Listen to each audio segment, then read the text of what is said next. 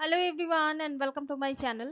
এখন আমি সেক্টর 36 এই সিনেমাটা নিয়ে কথা বলবো, যেটা নেটফ্লিক্সে এসেছে। এটা সত্য ঘটনা অবলম্বনে এই সিনেমাটা বানানো হয়েছে। ম্যাডক ফিল্মস থেকে এসেছে। মুখ্য চরিত্রে বিক্রান্ত ম্যাসে, দীপক ডোগরিয়াল সহ আরও অনেকে এখানে অভিনয় করেছে। এখানে মূলত যে জিনিসটা দেখানো হয়েছে, যে শিশু হত্যা, তাদের সঙ্গে যৌন নিপীড়ন, এছাড়া অ্যাডাল্ট যারা বড় তাদেরকেও হত্যা, এবং সেই হত্যার পর সেই সব দেহগুলোকে কিভাবে আহ, মানে কি বলবো, যে কিভাবে কোথায় লুকিয়ে রাখা হতো, এই সমস্ত জিনিস নিয়ে হচ্ছে সেক্টর 36 এই সিনেমাটা করা হয়েছে।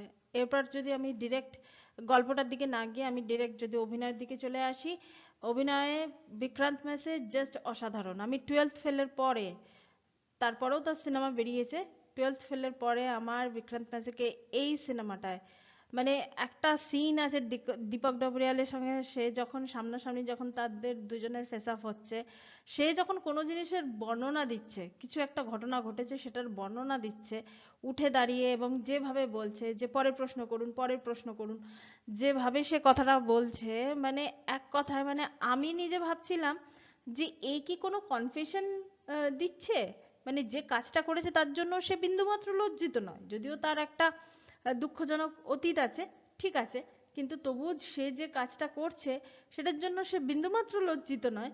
এবং সে আবার বলছে যে হ্যাঁ করেছি, এদের পরিণতি এমনিতে কি হতো, মানে সেই জন্যই করেছি, এবং দুটো শ্রেণীর বাচ্চাদের মধ্যে অনেক তফাৎ আছে।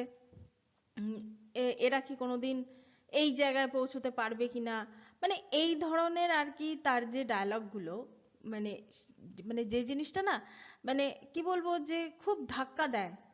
এবং ওই জায়গায় যখন বিক্রান্ত মেসি কোনো জিনিসের জিনিসকে বর্ণনা দিচ্ছে, আর ওই জায়গায় উল্টো দিকে পুলিশ ইন্সপেক্টর হিসাবে দীপক ডোগরিয়ালের যে এক্সপ্রেশন, যে ফেসিয়াল এক্সপ্রেশন, মানে ওটা দেখার মতো ছিল।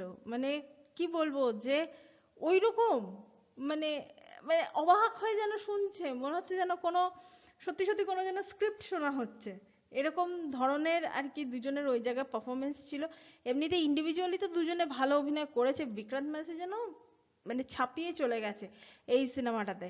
আর এখানে শেষে যে পরিণতিটা হয়েছে, সেই পরিণতিটা আহ, মানে এরকম কি সত্যি সত্যি হয়েছিল সেটা আমার জানা নেই, হয়তো এখানে অন্যভাবে অন্য কিছু দেখানো ও চেষ্টা করা হয়েছে।